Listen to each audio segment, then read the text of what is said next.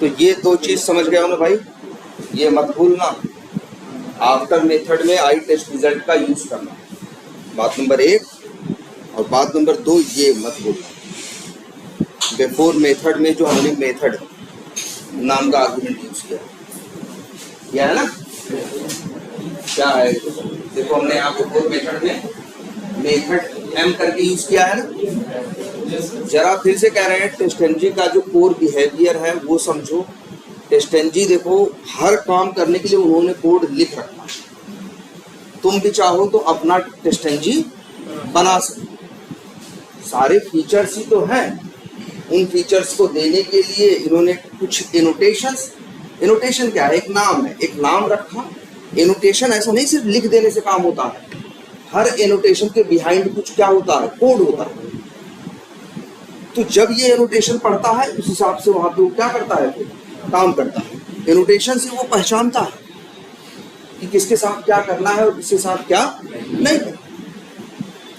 अब इसके बाद तुम सारे बिहेवियर खुद से भी बना सकते हो, लेकिन हम वही है कि फिर से व्हील को री इन्वेंट क्यों करें? ठीक है, ये वर्ड देखो बार बार यूज होगा तुम्हारे इसमें, ये देखो।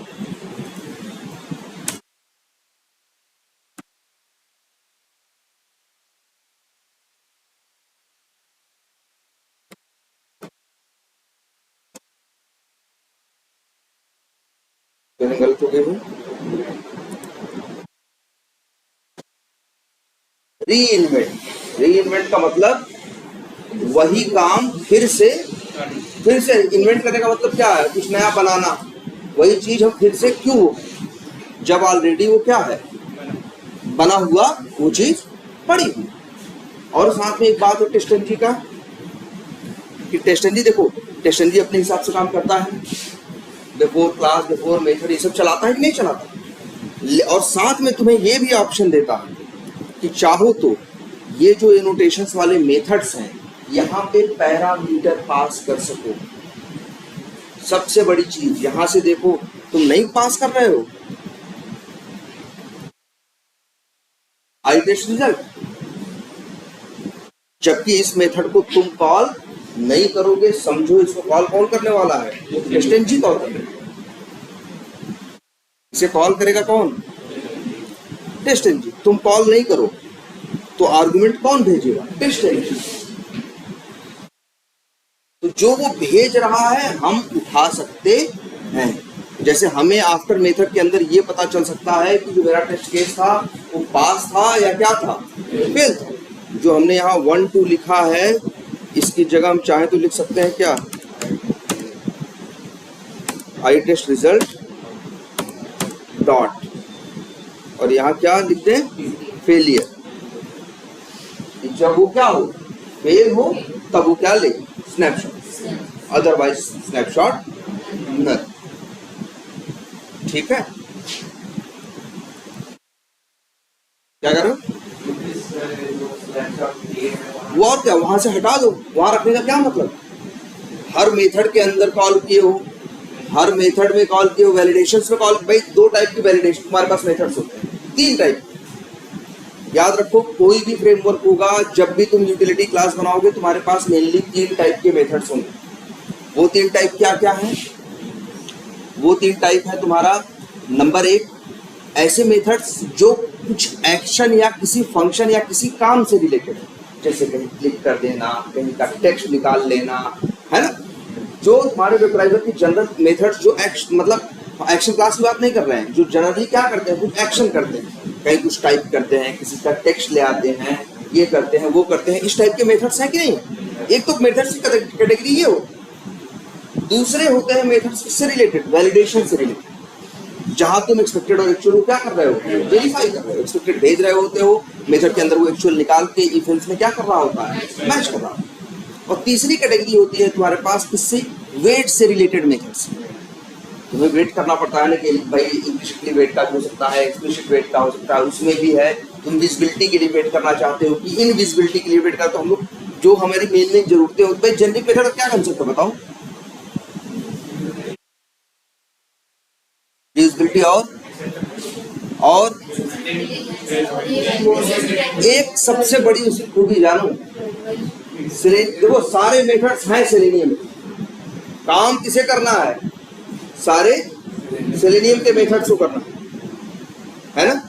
लेकिन हम अब सेलेनियम के पास हजारों मेथड्स हैं, अब उन हजारों में से हमें अपने काम के निकाल के यूज करने हैं। जेनरिक मेथड का कंसेप्ट ये भी कहता है कि उनमें से जो तुम्हारे लिए काम के 40-50 मेथड, 40-50 वर्ग, वही मेथड्स बना के जेनरिक मेथड्स में क्या करो, 60 या 70 मेथड बना के रख लो। अब तुम्हें उन्हीं 60-70 से तुम्हारे सारे काम हो नहीं। तो एक नए आदमी को उसको सिखाना, उससे काम करवाना ज्यादा क्या है, आसान है। उसको वेब ड्राइवर पूरा सिखाना आसान है कि उसको ये सिखा देना कि भाई देख ये 60 मेथड है, तेरे को लिस्ट दे दे रहे हैं एक्सेल में, ये इनका नाम है, ये करते हैं, कोई दिक्कत हो तो पूछना। और 2 दिन पहले हमने सिखा दिया। नाम भी पागल तो थे नहीं, नाम ऐसा रखे थे कि देखने से ही क्या आ जाए, समझ में आ जाए कि ये मेथड करता क्या होगा। 1-2 दिन की ट्रेनिंग के बाद फ्रेमवर्क में वो ऑटोमेशन कर सकता। सेलेनियम से कह दो उससे कि एप्लीकेशन ऑटोमेट करो, जनरली तो वो नहीं कर सकता, लेकिन अगर फ्रेमवर्क बना, फ्रेमवर्क में चीजें हो तो उस पर वो काम कर सकता है। तो ही उससे 2-4 दिन सिखाना हो, लेकिन वेब ड्राइवर सिखाने के लिए तो महीनों सिखाना पड़ेगा। पूरा जावा और सेलेनियम सिखाने के लिए उसे क्या करना पड़ेगा, महीनों सिखाना पड़ेगा। तो इसीलिए जेनरिक मेथड्स बनाए गए। अपने काम के जो मेथड्स हैं हमने क्या किए, बना के रख लिए। सेलेनियम के पास तो हजारों फंक्शनलिटी है ना, लेकिन तुम्हें तो हजारों का यूज नहीं है ना। तो जो काम की थे 50-60 हमने यहाँ पे बना लिए, उसमें रिपोर्टिंग डाल दी, उसके साथ उसको ट्राई कैच से हैंडल कर दिया, है ना।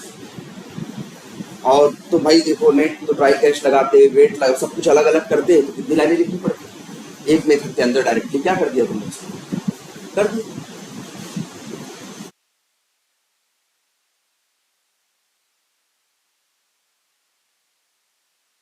अच्छा, ये तो हुआ तुम्हारा क्या, तो ये आर्गुमेंट की बात समझ में आई सबको। टेस्टनली फ्रेमवर्क के कुछ यूज तो तुमने देखे, है ना। अब देखो लेकिन क्या है, यहाँ टेस्ट केस हम ऑटोमेट कर रहे हैं। कितनी क्लासेस बनी, मान के चलो 3। कितनी बनी है, 3। ऊपर तो इधर उधर जाने क्या क्या प्रैक्टिस के लिए बनाई गई थी, लेकिन टेस्ट केस वाली यहाँ कितनी क्लासेस बनी, 3। एक जनरली जो प्रोजेक्ट होगा जिसपे हम लोग काम करेंगे, वहां क्या होगा, वहां ऐसी 50 सैकड़ों क्लासेस, ऐसी क्या होंगी, सैकड़ों क्लासेस।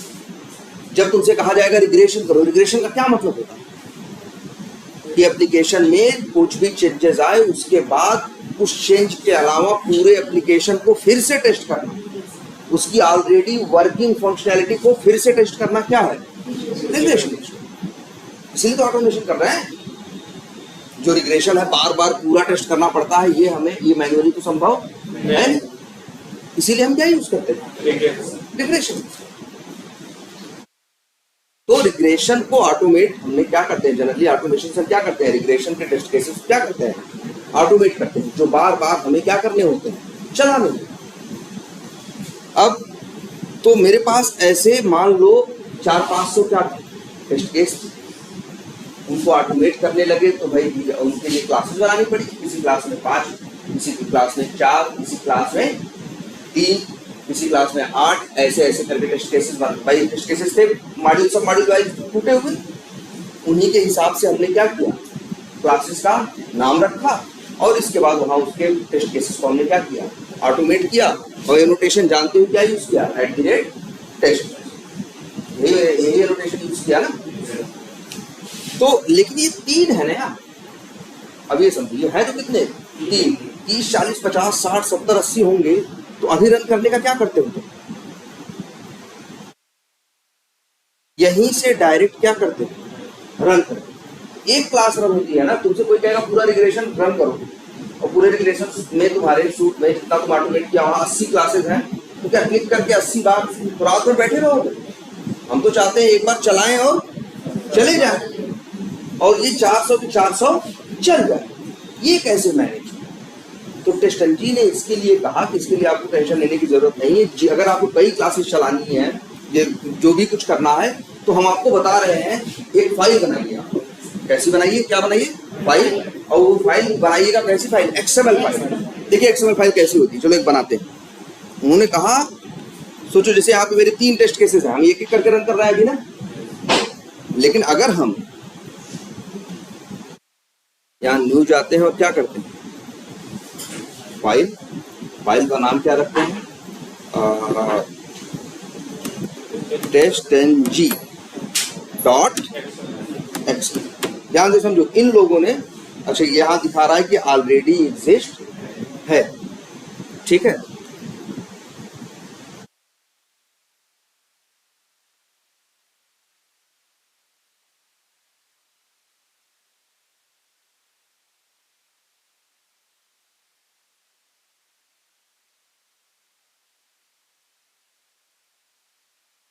चलो अब देखो, यहां से अगर चाहो तो न्यू करके इन्होंने कहा कि एक फाइल बना, और फाइल क्या बोला, कैसी फाइल बनाओ, एक्सएमएल। एक्सएमएल फाइल देखो कितनी आसान होती है, जो एचटीएमएल नहीं देखो टैग वाली वैसी ही होती है। और इन्होंने कहा एक्सएमएल फाइल बनाओ, उसमें बता दो कि किसे रन करना है और किसे रन नहीं करना। 80 क्लासेस है ना, 80 का एक बार बस क्या लिख दो, नाम लिख दो। जब रन करोगे तो टेस्टेंजी अपने आप उस एक्सएमएल फाइल के अंदर से वो 80 क्लासेस का एक एक करके उठाएगा और उनको एक एक करके चलाएगा, तुमको बैठ के चलाने की जरूरत नहीं। चलो एक बनाते हैं, नाम क्या रखते हैं, टेस्टेंजी डॉट एक्सएमएल। जानते हो ना फाइलों का क्या होता है, एक्सटेंशन होता है, डॉट एक्सएलएस होती है, एक्सएलएस एक्स होती है, डॉट पीएनजी होता है, पीएमजी होता है, बहुत फॉर्मेट है। तो ऐसे ही एक क्या है, एक्सएमएल। एक्सएमएल क्या है, एक लैंग्वेज है। एक्सएमएल याद रखना है आसान सी, लेकिन ये क्या है, एक लैंग्वेज।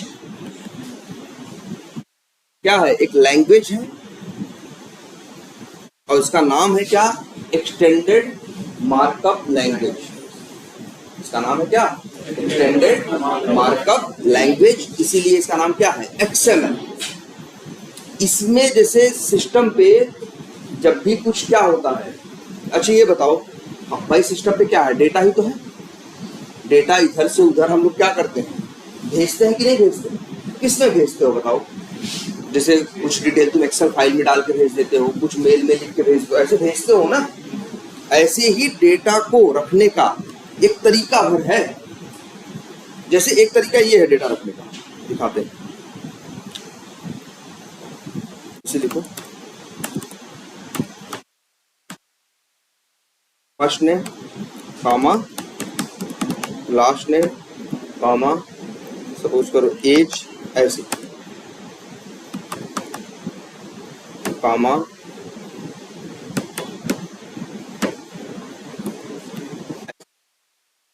ये फॉर्मेट है डेटा रखने।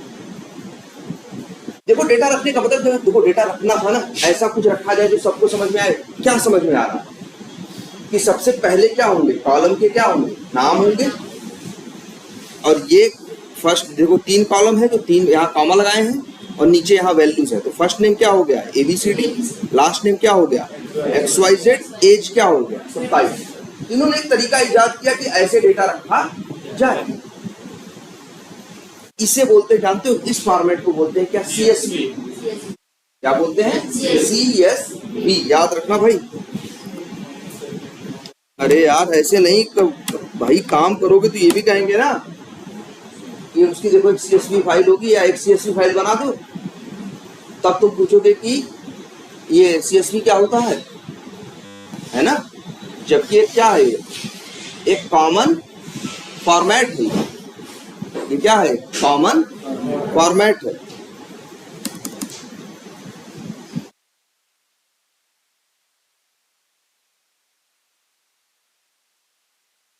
तो ये देखो, ये क्या है, ये क्या, इसको क्या बोलते हैं, CSV। ऐसे ही दूसरे फॉर्मेट में, जैसे एक क्या है, XML। XML में भी डेटा रखते हैं, जानते हो कैसे रखते हैं लोग, ऐसे जैसे मान लो लिख दें मान लो कोचिंग, तो कोचिंग पे शुरू किया, और कोचिंग पे क्या किया, जैसे नहीं होती तुम्हारी HTML, अपने आप देखो लग गया, कोचिंग पे क्या किया, खत्म किया। अंदर आए, अंदर यहाँ जैसे बना दिया क्या, बैच,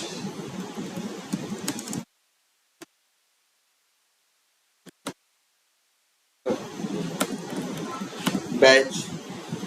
अब 4 बैच हैं तो हम इसी में क्या कर दें ऐसे, या मान लो 3 बैच है तो 3 ऐसे लिख दें। उनको नाम है तो branch equal to name equal to जैसे लिख दें गामा लिख दें, और नेम इक्वल टू हाँ थीटा रख दें, जो भी है इस तरह से।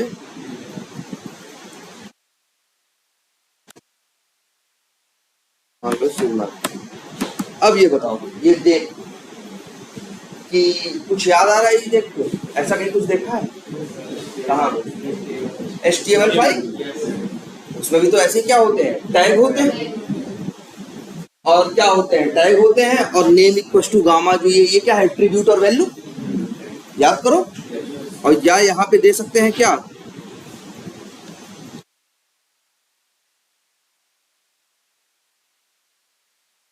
Inner text. यही तो HTML थी नया, वो XML ही है। जो HTML है वो क्या है, XML है। बस HTML में ये कर दिया गया, टैग फिक्स कर दिए गए।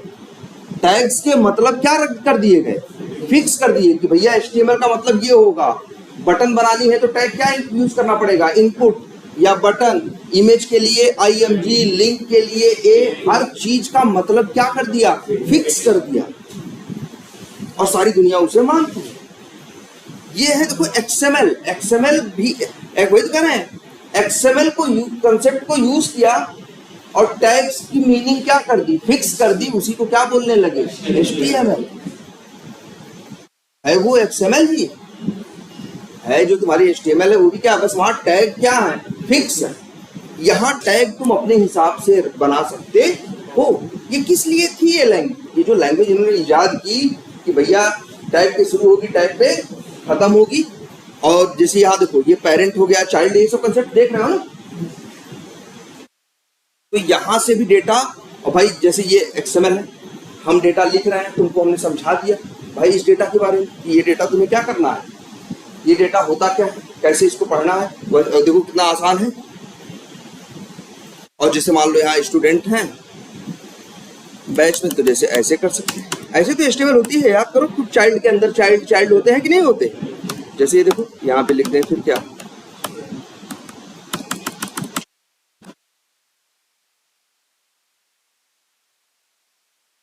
स्टूडेंट है।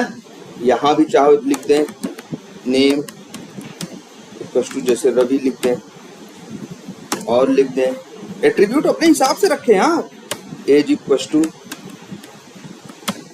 30 रख दें, ऐसे रख दें भाई। अच्छी ये बताओ, कंप्यूटर से क्या कर रहे हो, वही चीजें तो पहले रजिस्टर पे लिख रहे थे ना। वही रजिस्टर इधर से उधर ले जाना मुश्किल था ना। वहां पे भी तो एक तरीका था, जहां भी काम हो रहा था, कॉपी देखो तभी रहती थी ऊपर ऐसे रहती थी। आदमी क्या करता था, स्केल से लाइन खींच के क्या करता था, अपने हिसाब से कॉलम बना लेता था, कर रहे थे ना। तो वो भी क्या था, एक डेटा रखने का तरीका। एक्सेल वैसे ही रखता है कॉलम वाइज, ये भी डेटा रखने का एक तरीका, बड़ा आसान तरीका है। देखो समझ, ऐसे रखो। किसी का भी किसी की इंफॉर्मेशन लिखनी है, इस तरह से लिख दो। आदमी के लिए ढूंढना क्या होगा, आसान। देखो पहले देखो ऐसे दिखेगी, देखो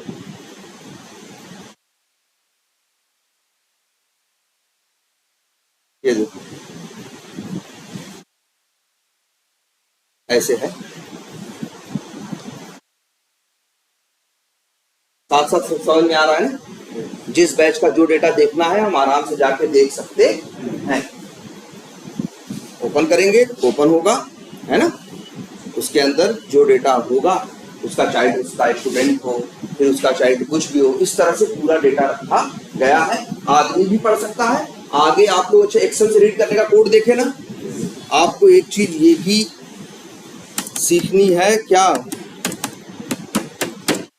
XML से डेटा रीड कर। इसमें भी डेटा ऐसे रखा रहेगा और तुम्हें रीड करना। जैसे अभी एक्सेल में वो ऑटोमेशन कर रहे हो ना, तो डेटा कहाँ है, एक्सेल फाइल में ना। बहुत सी जगह जाओगे, कंपनी में किसी प्रोजेक्ट में काम करोगे, वो लोग का डेटा एक्सेल फाइल में नहीं होगा, वो किसमें होगा? इसमें होगा, एक्सएमएल में। बहुत हाई चांसेस है, जैसे हम देखा है ना, वहां भी क्या कर रहे थे, कोई प्रोग्रामिंग तो नहीं कर रहे थे उसमें, बस डेटा रख ही तो रहे थे। वहां की वैल्यू पेयर वाला हिसाब था, और यहाँ पे कैसा हिसाब है? टैग वाला हिसाब है। तो बहुत सी कंपनी ऐसी होंगी, तुम जाओगे और तुम्हें टेस्ट डेटा है या ऑब्जेक्ट रिपोजिटरी बना रहे हो ना, वो आप कोई पेज फैक्ट्री, किसी कंपनी में जाओगे, पेज फैक्ट्री का कोई कंसेप्ट ही नहीं होगा। उन लोग क्या ऑटोमेशन है, इसके पहले हम जिस प्रोजेक्ट में थे वहां नहीं था। तो लोकेटर कहाँ रखे थे? कहाँ रखे थे? @find by का यूज नहीं किया, वो कहाँ रखे थे? एक जेसन फाइल में रखे। कोई लोग एक्सएमएल फाइल में रखेंगे, जो टेस्ट डेटा नहीं, फर्स्ट नेम लास्ट नेम सब स्टोर कर रहे हो, यहाँ पे भी तो रख सकते हो इसी स्टाइल में रख के। वैसे सब लोग चाहो भाई, सब लोग ये ट्राई करो पहले कि इसको किस तरह से अपने प्रोजेक्ट के डेटा को इसमें एक्सेल में सेट कर सकते हो, मिलेगा तुमको। और जानते हो तुम्हारा एक्सेल देखने में तो अच्छा लगता है, लेकिन उससे ज्यादा कमी है क्या? सबसे पहले तो एमएस ऑफिस की फंक्शनैलिटी है, तो वो विंडोज पे काम करेगी, बात दिक्कत नंबर 1। दूसरा, उसे यूज करने के लिए तुम्हें एमएस ऑफिस सॉफ्टवेयर चाहिए हो, ठीक है। और तीसरी बात तो मतलब, और इसके बाद जरूरी नहीं है हर लैंग्वेज में उसको रीड करने के लिए कोड बना ही हो। लेकिन जरा इसको देखो ध्यान से, ये एक्सएमएल है, बड़ी आसान से दिख रही है। डेटा इसमें रखो, इसकी क्वालिटी क्या है जानते हो? इसकी क्वालिटी ये है कि इसको रीड करने के लिए कोई अलग से सॉफ्टवेयर नहीं चाहिए। इसको मतलब नहीं है कि इतना आसान, जो कितना आसान है, प्लेन ही तो डेटा रखा हुआ है। हर लैंग्वेज के पास कोड है कि एक्सएमएल से डेटा कैसे निकालना है। तुम भी जाओ ढूंढो, एक नहीं 10 तरीके मिलेंगे एक्सएमएल से डेटा रीड करने के लिए। तो तुम लोग चाहो तो ट्राई कर सकते हो।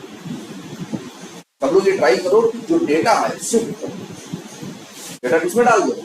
एक्सएमएल सेट कर सकते हो। जैसे यहाँ बना रहे कोचिंग, वैसे test cases tag, test case tag है ना, ऐसे करके बना सकते हो। और फिर पेयर के वैल्यू दे सकते हो, टैग फर्स्ट नेम और उसकी वैल्यू ये, ऐसे क्या दे सकते हो? एट्रीब्यूट दे सकते हो। जरा दिमाग को लगाओ, क्योंकि ऐसा होगा। एक्सेल हम लोग बहुत जगह नहीं यूज करते हैं, या एक्सेल पहले यूज करते हैं, बाद में हमें हटानी पड़ती है। जब किसी दूसरे प्लेटफॉर्म की बात करते हैं, या जब, क्योंकि एक्सेल को अलग से एमएस ऑफिस नाम का सॉफ्टवेयर चाहिए ना, हर कंपनी चाहती है कि अलग से हमें कुछ डालने की जरूरत न पड़े। और सबसे बड़ी बात है, इसको रीड करना बहुत फास्ट है। एक्सेल से डेटा रीड करना क्या है? स्लो है। ये बहुत ज्यादा क्या है? फास्ट ही है। देखो, जो चीज जितनी हल्की रहेगी उतनी तेज रहेगी ना। एक्सेल फाइल की, एक्सेल में वही 4 डेटा रखोगे 10-20 KB ले लेगा, इसमें रखो 40 डेटा तब भी नहीं लेगा। इसमें डेटा के अलावा कुछ फालतू नहीं है। एक्सेल में क्या है? डेटा के अलावा कॉलम, फोटो, चित्र सब है ना, वो हैवी है। वो फाइल क्या है? हैवी है। उसको रीड करना, उसको सब कुछ करना क्या है? हार्ड है। और एक बात बताओ, गिट देखा तो तुम लोगों ने एक बार कि कम से कम गिट्स क्या कर रहे थे? डेटा यहाँ से गिट पे क्या कर रहे थे? भेज रहे थे, पुश कर रहे थे ना। वहां चेंज दिखा रहा था ना कि कौन सा जुड़ा कौन सा हटा। जानते हो एक समस्या ये आएगी एक्सेल में, जब डेटा रखोगे ना और डेटा में कुछ चेंज करके जब क्या करोगे, पुश करोगे, वहां जो अंतर दिखाता है फाइलों में, 2 एक्सेल फाइलों में अंतर नहीं दिखा पाएगा। ये बड़ा नुकसान, ये पहले दिमाग में सब लोग बैठा लो कि वो अंतर, जैसे अभी तुमको दिखता है ना भाई, गिट का एक फायदा देखा था ना, इतना तो याद है सबको कि कोड सब लोग अपने अपना प्रोफाइल बनाए थे, कोड यहाँ से भेजे थे, वहां गया था, दोबारा फिर भेजे था, जितना अलग जितना चेंज था वो सब दिखता था। जो वो माइनस हो जाता था, याद करो, और रेड कलर का होता, और जो जुड़ता था वो हरे रंग का रहता था और प्लस लगा रहता था। तो ये पता समझ में आता था ये नई लाइन जुड़ी है या ये घटी है, इतना याद आ रहा है ना। तो इससे थोड़ी आसानी होती है ना ये पकड़ने में, कितना कहाँ चेंज हुआ है, कहाँ चेंज नहीं हुआ।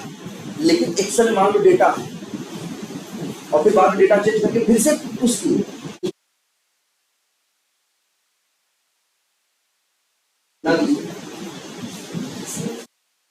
ये एक सबसे बड़ा नुकसान, सबसे बड़ा नुकसान। जैसे हम गिट यूज करते हैं तो पूरा ट्रैक कर लेते हैं ना, क्या क्या चेंजेस है, किस फाइल में चेंज हुआ है, क्या चेंज हुआ है, एक्सेल में नहीं है। लेकिन वही डेटा अगर एक्सएमएल में रखोगे तब गिटहब जो है, जादू गिट जो है, तब अंतर बता लेगा। क्योंकि ये आसान है, इसमें कुछ है नहीं ऐसा। एक्सेल तो किसी की जागीर है, माइक्रोसॉफ्ट वालों की। एक्सएमएल पूरी दुनिया में चलता है, बड़ा सिंपल सा डेटा एक्सएमएल है। जैसा नहीं क्या है, सिर्फ डेटा रखने की क्या है, फॉर्मेट है।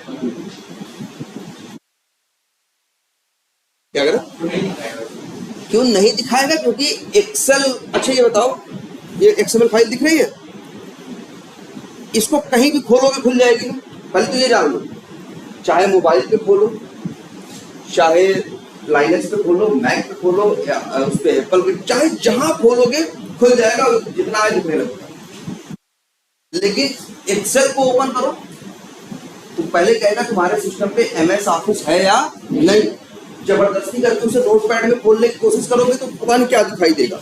देखो यही है ना, मान लो तुम्हारे पास इसका सॉफ्टवेयर ना हो तो इसे किस पे खोलने की कोशिश करोगे, नोटपैड पे। जरा ओपन करते हैं,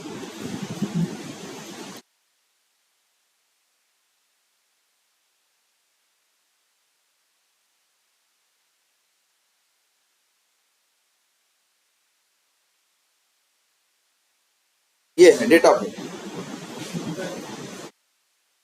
ये है, ये डेटा समझने के लिए। और देख रहे हो वहां डेटा होगा 10 ठो, लेकिन लाइन तुमको दिखाई दे रही होगी 1000। वो जितना 3 तराम वहां तुम्हारी सेटिंग फेटिंग है कि तुम छोटा किए थे, बड़ा किए थे, अक्षर ये रखे थे, वो रखे थे, सब इसी के अंदर है। ये देखो ध्यान से भाई, समझ रहे हो? लेकिन ये जो तुम्हारी एक्सएमएल है, किसी भी सिस्टम पे खोलोगे नोटपैड से या सिंपल किसी उससे, वो क्या होगा, खुल जाएगा अंदर। तो जो गिटहब है, जो अंतर पकड़ के बताता है, वो बेचारा इसको इसके अंदर का समझ ही नहीं पाएगा ना, वजह से वो बताता। इसीलिए हम लोग, इवन हम अपना खुद का बता रहे हैं, हमारे प्रोजेक्ट में यही हुआ। पहले उन लोगों ने कहा डेटा कहाँ रखो, एक्सेल में। हमने डेटा कहाँ रखा, एक्सेल में। एक्सेल में रखने के बाद क्या किया, हमने डेटा रखना यूज करना शुरू किया।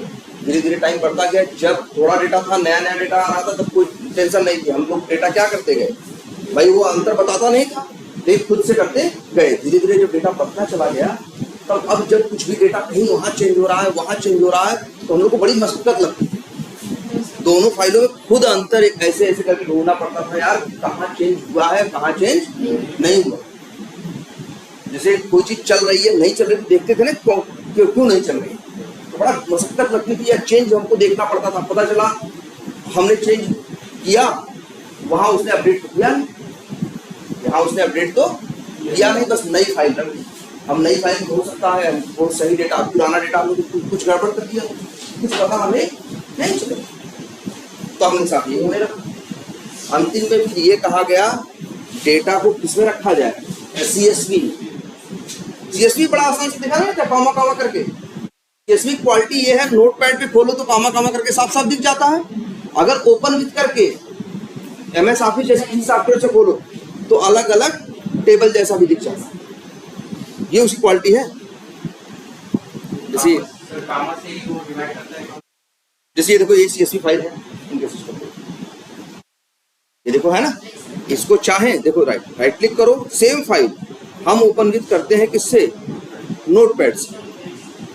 तो ये देखो आया कि नहीं आया।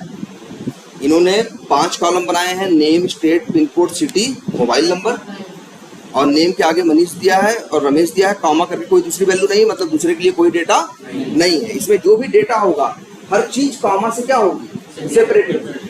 अब इसको चाहो ऐसे भी देख सकते हो, इतना हल्का सा है, और चाहो तो इसको राइट क्लिक करके ओपन विथ करके MS ऑफिस वाले जो सॉफ्टवेयर है इससे भी खोल सकते हो। इससे खोलोगे तो ऐसा देखो। ये लोगों को थोड़ा पसंद आता है, रीजन ये एक्सेल वाले फीचर भी दे देता है, और बिना एक्सेल के भी, अगर एक्सेल नहीं भी है तो भी कोई बात नहीं, राइट क्लिक करके अगर नोटपैड पे खोलोगे तो दिखाई देगा, डेटा समझ में आएगा। MS ऑफिस वाली बात इसमें नहीं। ये क्या है? CSV है। ये क्या है? XML। ठीक है, सब लोग एक बार वेट करो, ट्राई XML पे डेटा शिफ्ट करो अपना। ठीक है, तो ये बात समझ में आई। XML बहुत अच्छा। और तुम लोग क्या पढ़े हो? API टेस्टिंग पढ़े हो ना? API टेस्टिंग में क्या यूज कर रहे थे? डेटा जब पोस्ट रिक्वेस्ट भेज रहे थे, डेटा किसमें भेज रहे थे? जेसन में ना। वहां से रिस्पॉन्स आ रहा था, डेटा किसमें आ रहा था? जेसन में। तो सिर्फ जेसन में नहीं आता, बहुत सी जगह XML में भी आता, बहुत सी ऐसी जगह मिलेगी API जहाँ किसमें आ रहा होगा? XML में आ रहा होगा। या कई जगह ऐसा होगा जहाँ XML और जेसन दोनों में आ रहा होगा, जिसमें चाहो उसको उठा लो। याद करो, उसमें हेडर्स में एक चीज बताते थे, तुम कंटेंट टाइप वहां लिख सकते, वहां लिखते थे जेसन, तो जेसन करोगे तो जेसन वाला मिलेगा, XML करोगे तो अगर दोनों है तो। अगर सिर्फ जेसन में ही रिस्पॉन्स दे रहा है, हमें किसमें चाहिए? तब नहीं देगा। अगर वो जेसन और XML दोनों में रिस्पॉन्स दे रहा है, तो जिसमें मांगोगे, अगर तुम जो भेजोगे उसमें तुम्हें क्या करेगा वो। तो वहां पे भी क्या था? अच्छा, वहां भी क्या हो रहा था? आप ही बताओ, API क्या करती है? देखो, दो ही होते हैं, क्लाइंट और सर्वर।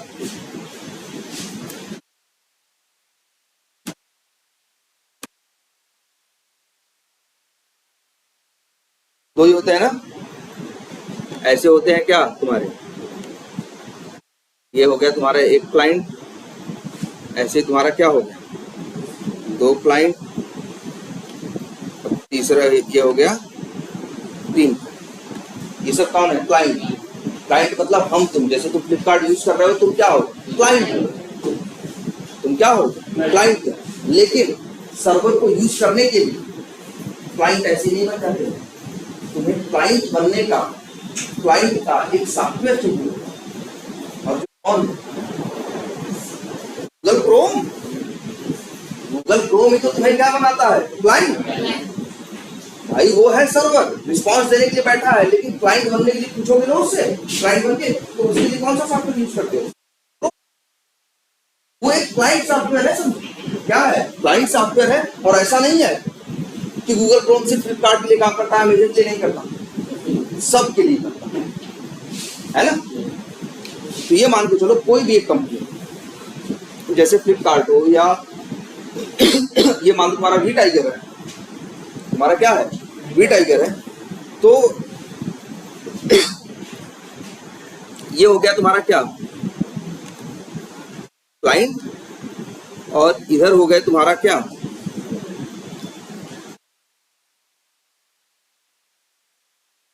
ये हो गया तुम्हारा, मान के चलो,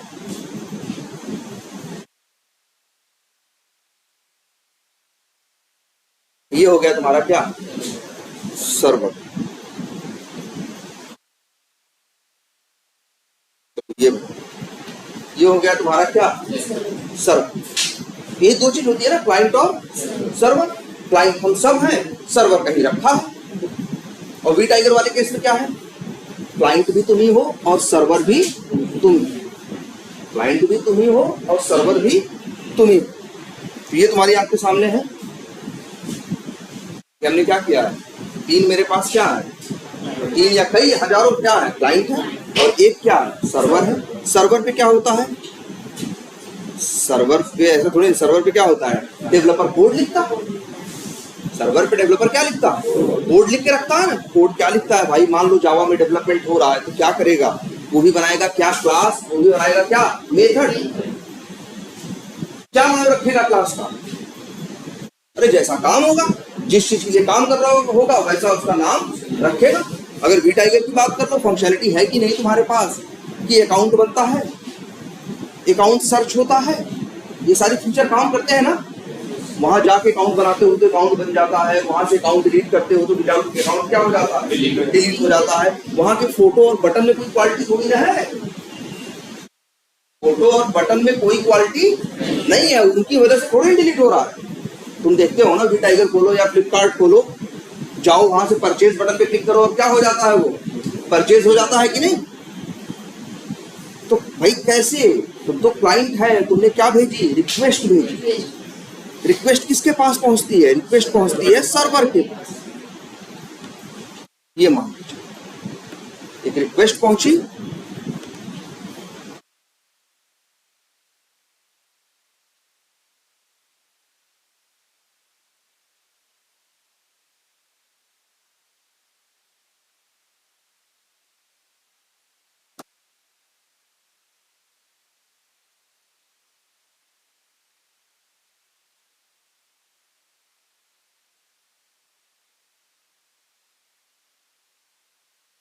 अब जैसे हम मान लिख देते हैं क्या, ये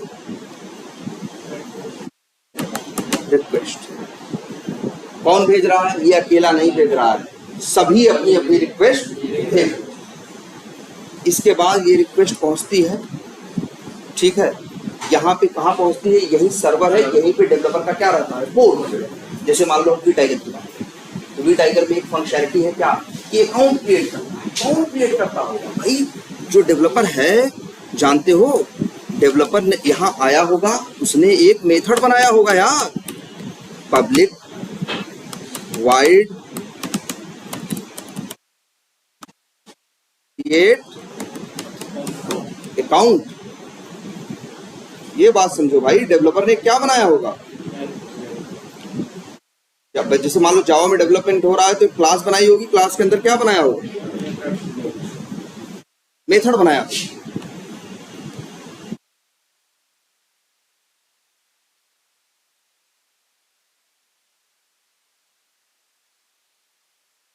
और मेथड में क्या कोड लिखा होगा भाई, मेथड में कोई बहुत बड़ा कोड, क्रिएट अकाउंट में क्या कोड लिखा होगा। अच्छा, यहां से अकाउंट भरता है तो क्लाइंट क्या करता है बताओ, डाटा भेजता है, क्या क्या, first name, last name, mobile number, ऐसे करके 10 इंफॉर्मेशन भेजता है ना, किसके साथ, रिक्वेस्ट के साथ। यहाँ एक मेथड क्या होता है, कॉल होता है। यहाँ पे क्या होता है, एक मेथड क्या होता है, ठीक है, यहाँ पे एक मेथड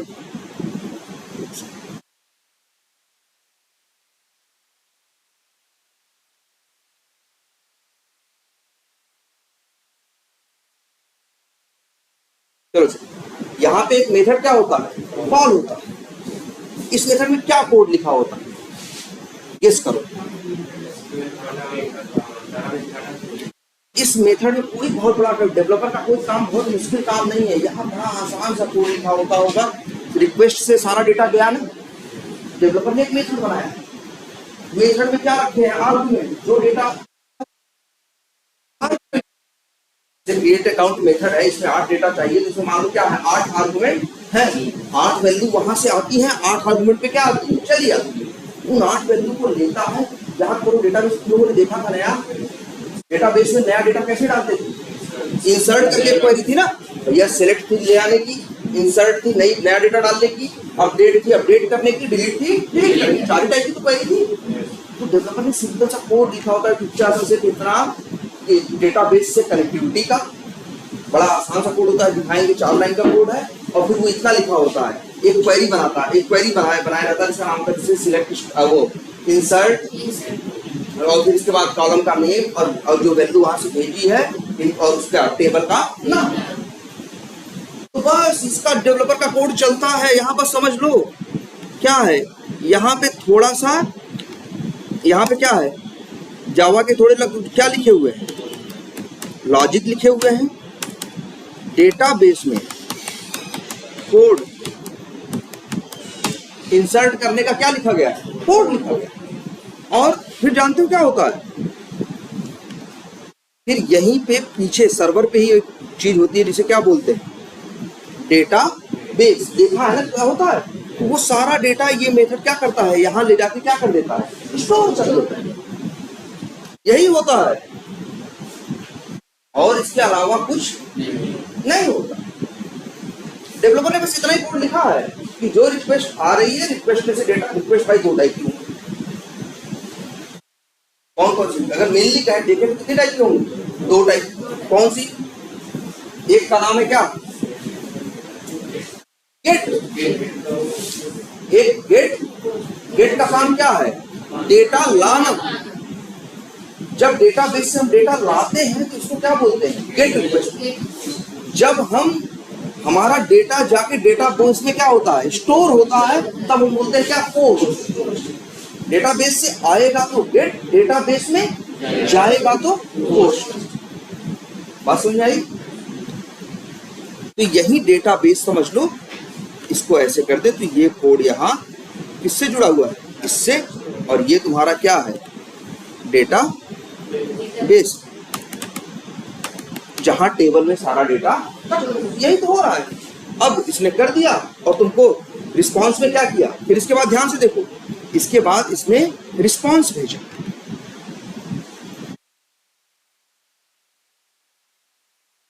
रिस्पांस भेजा किसको, क्लाइंट।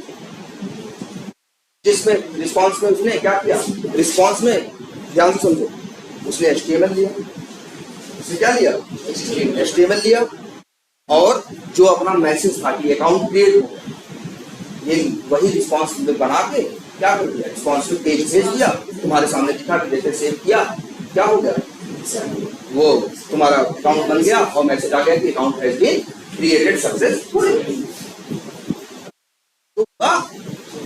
और दूसरा काम क्या है, मान लो जैसे तुमने अपने यहाँ देखा है एबी टाइगर पे, जैसे एबी टाइगर है ना, अगर मार्केटिंग में हो तुम, अकाउंट्स पे हो, ध्यान से देखो,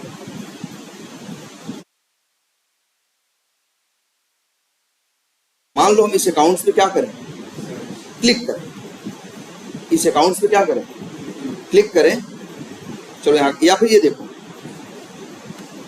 यहाँ सर्च करने की फंक्शनलिटी है ना, हम आते हैं जरा सर्च करें। सर्च क्या करें बताओ, हम लिखते हैं, हमें सर्च करना है वो जिसका अकाउंट आईडी क्या है, अकाउंट ACC 7 है।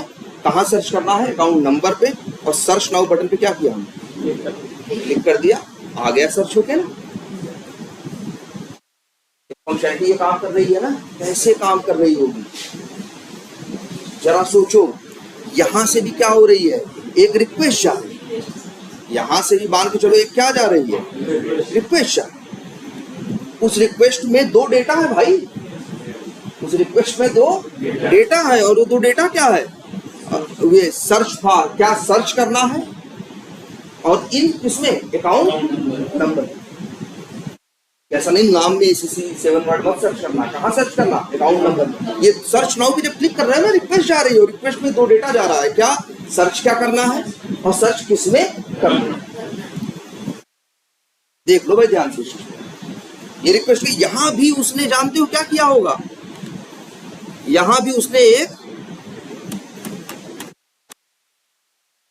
पब्लिक वाइड, और इसका नाम यहां रख देते हैं क्या, जैसे क्या, सर्च नाम का क्या बनाया होगा इसमें, एक मेथड बनाया।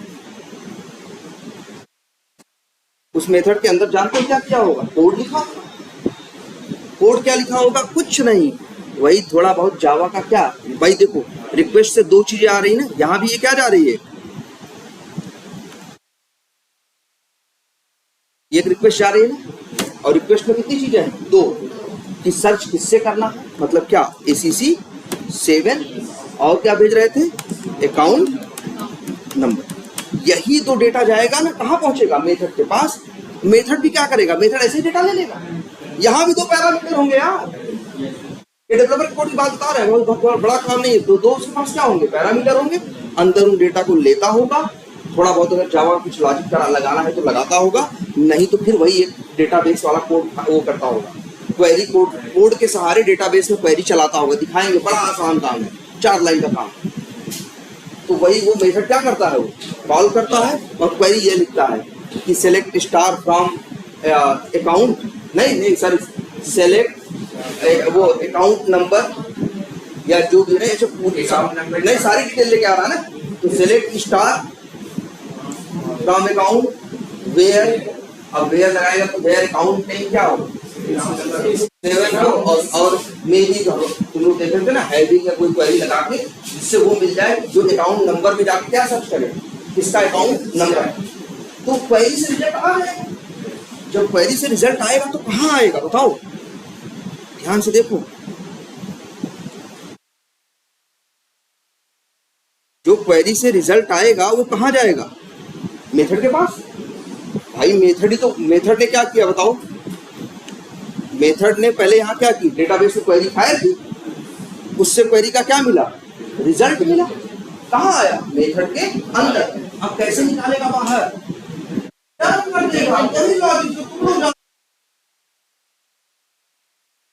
मेथड से क्या कर देता होगा, डन।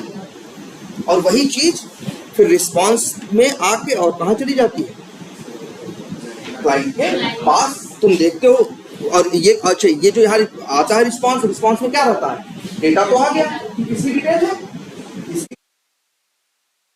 HTML के साथ उसको क्या करता है, मिक्स करता है, क्या कर देता है, भेज देता है। यही तो होता है। पूरा समझ में आ रहा है। एक चीज और इसी में समझ लो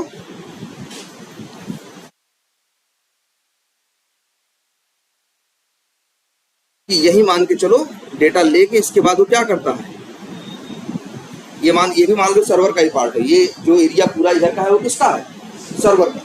तो यहाँ पे वो क्या करता है, जो क्वेरी का रिजल्ट होता है, जो क्वेरी का क्या होता है, रिजल्ट होता है, उसमें क्या मिलता है, डेटा ही तो मिलता है।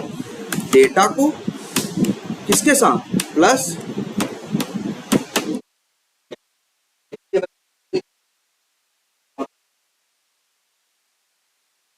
अब प्रॉपर विजुअलाइजेशन हो रहा है। अब इसी में छोटी सी चीज और देखो, ध्यान दो इस बात पे। अब देखो, पहले ऐसा चल, सारे सॉफ्टवेयर ऐसे काम कर रहे थे। अब बस बीच में इतना हुआ है कि सर्वर साइड पे एक आदमी और खड़ा हो,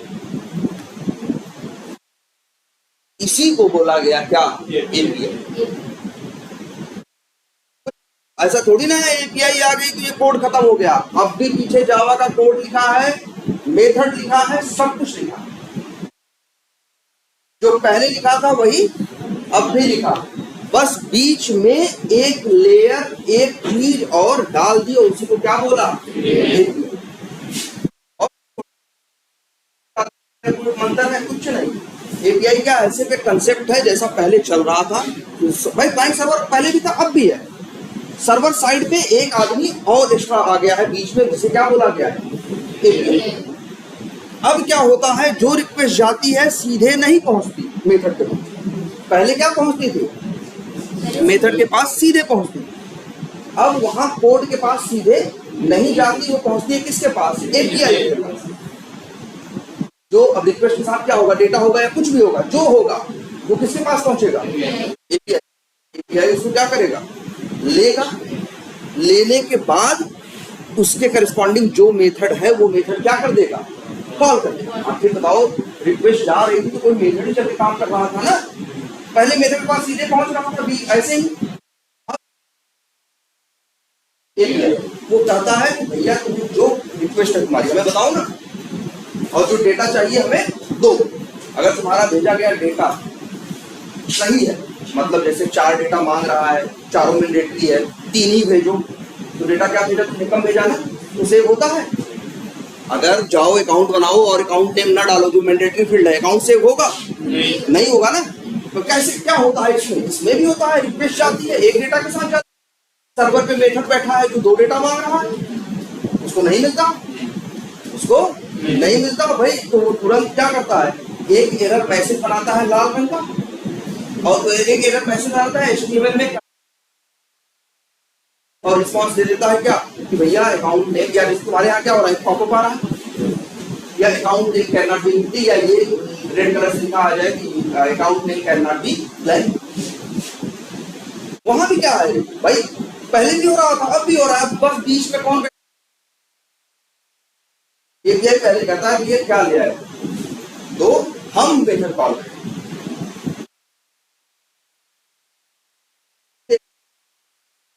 वही मना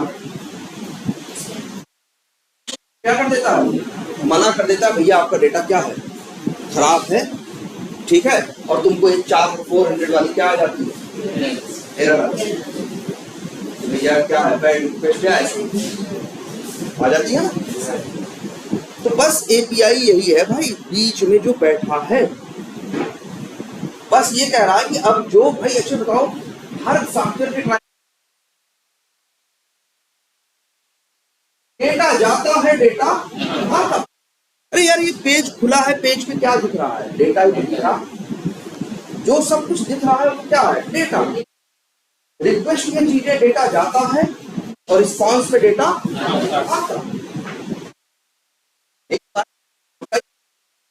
आता है और जाके वहां क्या हो जाता है? स्टोर हो जाता है। कई बार वहां यहाँ से रिक्वेस्ट जाती है, वहां से वो डेटा स्टोर नहीं होता, क्योंकि जो रिक्वेस्ट भेजी है उसका डेटा ऑलरेडी स्टोर्ड है। तो मतलब डेटा, जैसे तुम ये देखना सर्च करना चाहते हो कि सबसे टॉप अकाउंट कौन है, सबसे ज्यादा पैसे वाला अकाउंट कौन है, अब ये सर्च करना चाहते तो यहां से सर्च करने का ऑप्शन होगा। जैसे सर्च करोगे क्या होगा? रिक्वेस्ट चाहिए। यहाँ तुम्हें डेटा चाहिए, तुम्हें डेटा वहां स्टोर नहीं कराना है। जब डेटा स्टोर कराते हो क्या होता है? पोस्ट। और जब डेटा क्या करते हो? मंगाते हो क्या होता है? गेट। और एक बात याद रखना, गेट के सहारे डेटा भेजा नहीं जा सकता। याद रहेगी ये बात। गेट के सही तो पता है आप सबको ना, गेट के सहारे डेटा भेजा नहीं जा सकता, लेकिन पोस्ट के सहारे डेटा भेजा भी जा सकता है और डेटा मंगाया भी जा सकता है। ऐसा भी हो, तो गेट रिक्वेस्ट क्या करती है? डेटा भेज नहीं सकती, रिस्पॉन्स दे सकती है। रिस्पॉन्स में जेसन, एक्सएमएल जो भी है वो आपको दे देगी। लेकिन जो पोस्ट है, पोस्ट में क्या है? तुम एक्सएमएल या जेसन एज ए रिक्वेस्ट भेजते हो और वो जाके डेटाबेस में क्या होता है? डेटा स्टोर होता है। और रिस्पॉन्स में वो हो सकता है कि वो दे, हो सकता है न। ऐसा नहीं है कि पोस्ट से भेज सकता है, मंगा नहीं सकता। पोस्ट भेज भी सकता है और मंगा भी सकता है। गेट जो है सिर्फ क्या कर सकता है? मंगा सकता है, मांग सकता है डेटा। ठीक है। एक चीज और बोल दे, गेट में जो कोड लिखता होगा डेवलपर, अंदर सिलेक्ट क्वेरी यूज करता हूं।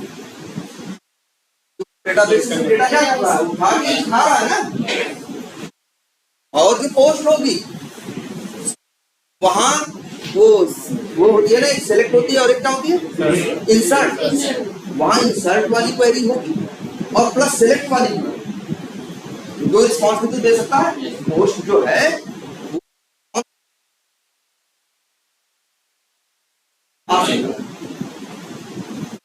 लेकिन तुम्हारा जो ये डेटा ला सकता है, डेटा भेज नहीं सकता। ऐसे ही क्या है? पुट है, कैच है ना। तो इतनी ये बात समझ में आ रही है। बस एपीआई का काम इतना है कि वो रिक्वेस्ट को लेना, रिक्वेस्ट के हिसाब से मेथड क्या कर देना? कोड कॉल कर देना और उस कोड का वो काम कर देना। पहले भी वही कोड कर रहा था, अब भी वही कोड कर रहा है। बीच में बस इन्होंने कहा एपीआई। एपीआई कुछ नहीं है, काम करने का एक तरीका है। इन्होंने कहा इस तरह से काम करेंगे। कुछ क्या जा रहा है? डेटा। रिस्पॉन्स में क्या आता है? डेटा। कि वही डेटा एचटीएमएल के साथ मिला के भेजा जाता है तुम्हारे लिए ना। भाई रिक्वेस्ट में जो डेटा जाता है एचटीएमएल में से रिक्वेस्ट भेजते हो,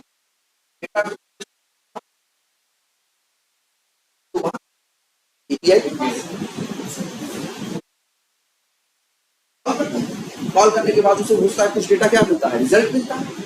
और उस रिजल्ट को लेकर वो फिर वापस देता है। तो देखो एक्सएमएल, जेसन ऐसे बहुत इजी फॉर्मेट चुना है उसने। क्यों? क्योंकि दुनिया की लगभग हर सॉफ्टवेयर, हर ऑपरेटिंग सिस्टम, हर डिवाइस एक्सएमएल, जेसन, सीएसवी इन लोगों को क्या करती है? पहचानती है। क्योंकि ये इतने आसान।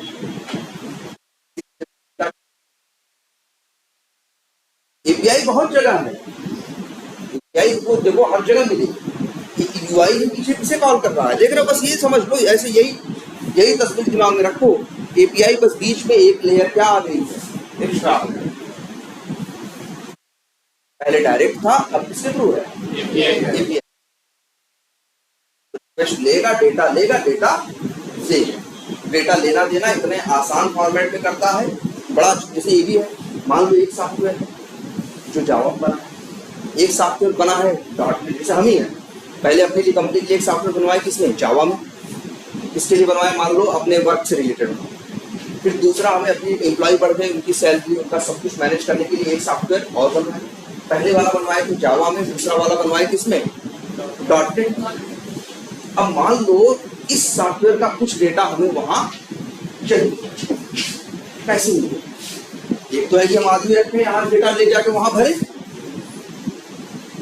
तो ये तरीका है। या तो सबसे अच्छा तरीका क्या है कि यहाँ जावा में बनाया है, चाहे जहाँ एपीआई के फॉर्मेट में डेवलपमेंट किया, तो क्या होता है, जो सॉफ्टवेयर कैसे काम कर रहा होगा, रिक्वेस्ट जाती है, रिक्वेस्ट से कहाँ पहुंचती, एपीआई के पास, एपीआई को जो रिक्वेस्ट मिलती किसमें मिलती, जेसन में या एक्सएमएल में, उसको लेकर काम करता और जेसन एक्सएमएल में डेटा देता। आखिर उस सॉफ्टवेयर दूसरे सॉफ्टवेयर क्या चाहिए, डेटा ही तो चाहिए, भले वो डॉट नेट में है, भले ये किसमें है, जावा में। ये एपीआई में बना है तो उसकी एपीआई को कॉल करेगा, उसको क्या मिल जाएगा, उसको रिस्पांस में एक्सएमएल या क्या मिल जाएगी, जेसन। डॉट नेट भी जानता है कैसे एक्सएमएल से या जेसन से डेटा निकालना, बट आज क्या करता है, डेटा निकालना। एपीआई आने की वजह से जानते हो क्या हो गया, तुम्हारा जो सॉफ्टवेयर हो गए इनका इंटीग्रेशन सीमलेस हो गया, इंटीग्रेशन जो हो गया तगड़ा हो गया। आजकल तुम सॉफ्टवेयर तो देखो, पहले सब देखो, वो यूज करते हो ना, अमेजन यूज करते हो ना, अब अमेजन यूज कर रहे हो, वो करते हो पेमेंट कितने तरीके से, 25 तरीके हैं। अमेजन कंपनी है वो नहीं, वो कंपनी किसकी है, एसबीआई का अपना है, उसका बैंक ऑफ बड़ौदा का अपना है, सबके अपने अलग अलग बैंक हैं, अलग अलग कंपनी है, अलग अलग सबके अपने क्या है, सॉफ्टवेयर है। अमेजन से सब, अमेजन के सारे सॉफ्टवेयर पेमेंट कर लेते हो, मानते हो कि नहीं, जो पैसा जाता है यहाँ से पेमेंट करते हो, पहले तो पहुंचता है किसके पास, एसबीआई के पास जाएगा या जिसके थ्रू, वो फिर आगे भेजेगा किसके पास, अमेजन। तुम सोचो ये 8, 10, 15 पेमेंट कैसे चल रहे हैं, क्योंकि आज वो जितने पेमेंट वाली कंपनियां हैं, चाहे जितने बैंक वाली, काम किसमें किया है, एपीआई। और उन्होंने वो अपनी एपीआई दे रखी है कंपनी, बड़े बड़े इनको, अमेजन को, इन लोगों को अपनी एपीआई क्या दे रखी है, कर दे रखी है कि भैया लोग मेरी एपीआई क्या करो, यूज करो। उन्होंने क्या किया है, पेमेंट कर रहे हो ना अमेजन से, अमेजन पे जाके एसबीआई का इंफॉर्मेशन डाल के पेमेंट मार दे रहे हो ना,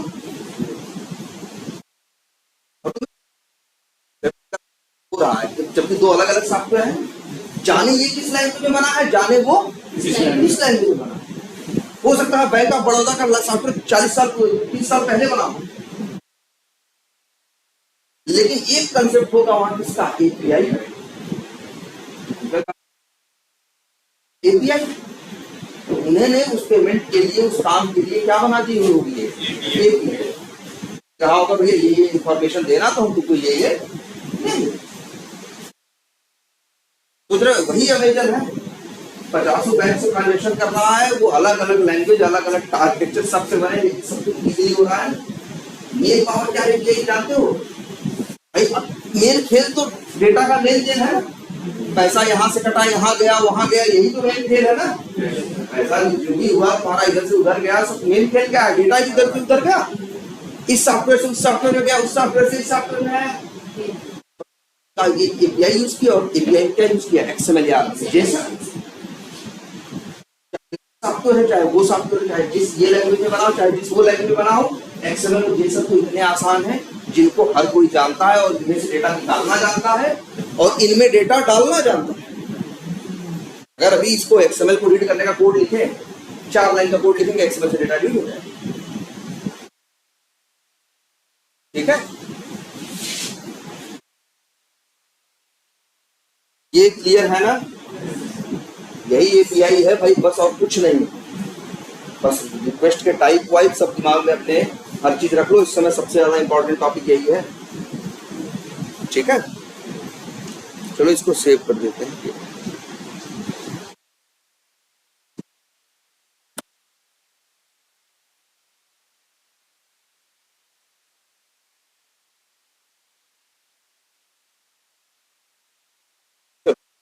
बताओ, ऐसे ही तुम क्या यूज कर रहे थे? हम तो टेस्टनजी की बात कर रहे थे। टेस्टनजी में किसकी बात कर रहे थे? एक्सएमएल।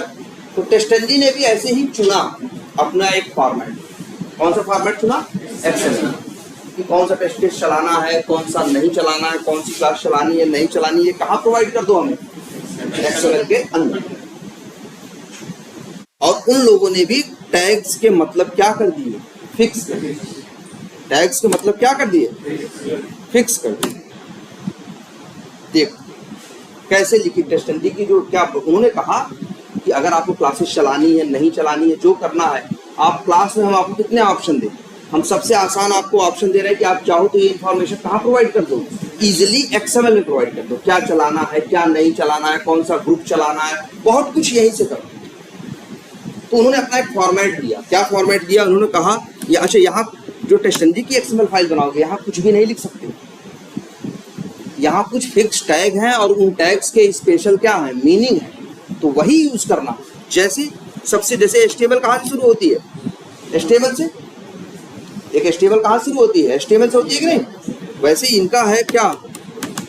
सूट।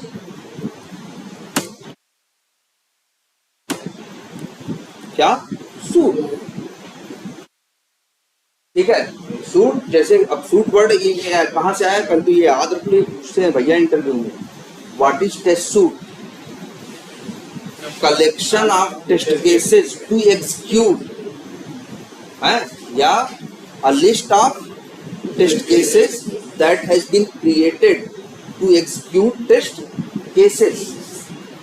ये टेस्ट केसेस चलाने के लिए जो उनको हम इकट्ठा एक साथ रखते हैं, तो पूरे बंडल को क्या बोलते हैं? टेस्ट सूट बोलते हैं। इसलिए क्या है? कलेक्शन ऑफ टेस्ट केसेस है। तो इसीलिए इन लोगों ने दिया कि सबसे बड़ी चीज क्या हो गई? सूट। सबसे बड़ी चीज क्या हो गई? सूट। और उसको कहा अपना तुम नाम दे सकते। जैसे यहां लिखते हैं हम क्या? नेम इक्वल्स टू, और नेम क्या दे सकते हैं? नेम कुछ भी दे सकते हैं। जैसे मान लो लिख दिया वी टाइगर ऑटोमेशन, और कुछ दे देते हैं इसके आगे। क्या आगे और दे सकते हो? जैसे एक चीज और भी होती है,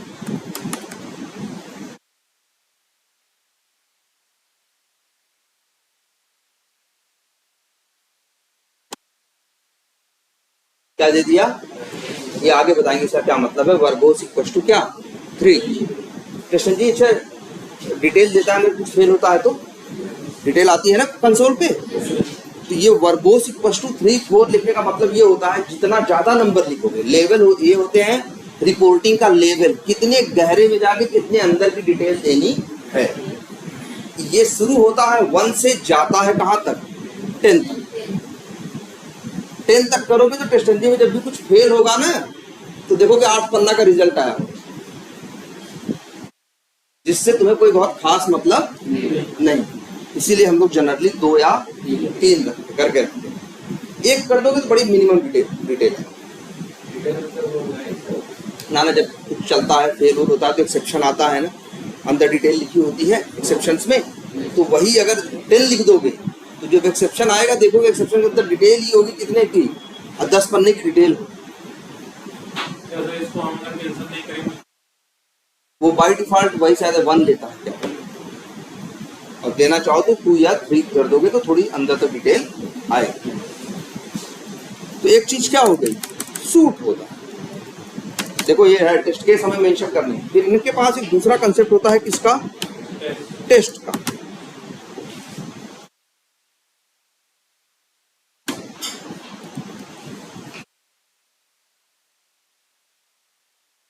किसका हो गया? टेस्ट का। टेस्ट के अंदर दे सकते हो फिर क्लासेस। क्लासेस के अंदर दे सकते हो क्या?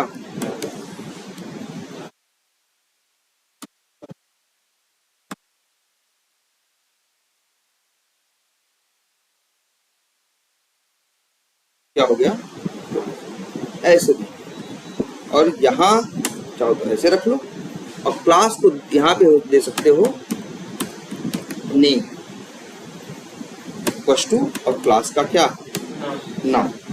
नाम क्या देना है, जैसे मान लो ये क्लास हमें रन करनी है, इसका नाम क्या है टेस्ट स्क्रिप्ट, तो सिर्फ क्लास का नाम देने की गलती मत करना, तुम्हें देना पड़ेगा पहले क्या पैकेज का नाम, मतलब उसका फुल नाम लिखना है, पैकेज का नाम डॉट, देन फिर लिखना है क्या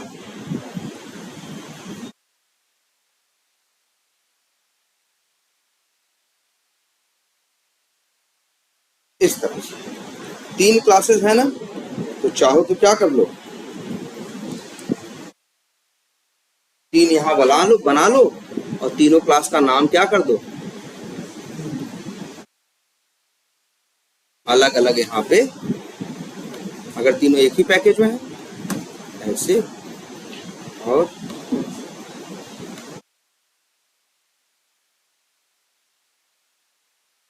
और एक कौन सी क्लास थी 22 हो गई, मार्केटिंग अकाउंट हो गई, और ये कौन सी है कैंपेन।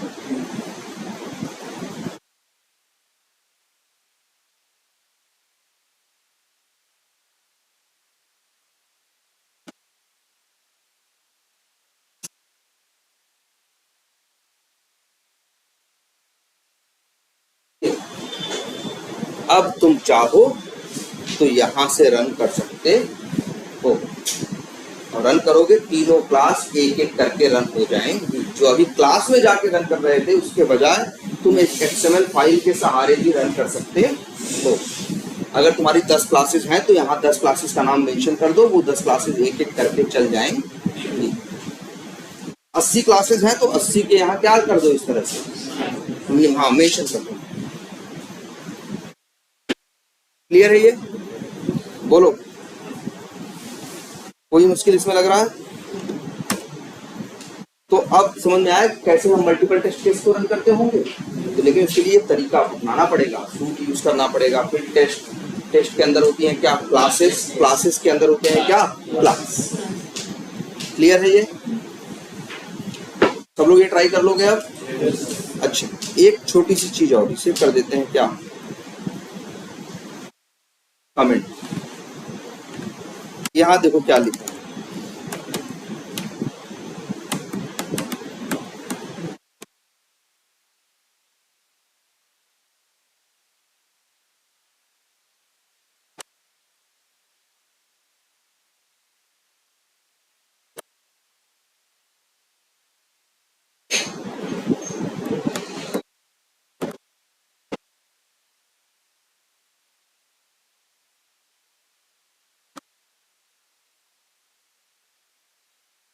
और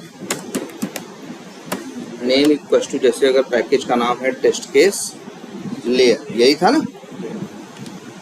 वैसे तो ऐसे हम लोग रखते हैं ना org डॉट, इस तरह से रखते हैं ना, या कॉम डॉट ये कंपनी नेम डॉट, ऐसे। तो वही जो पैकेज का नाम है लिख दो, रन कर दो।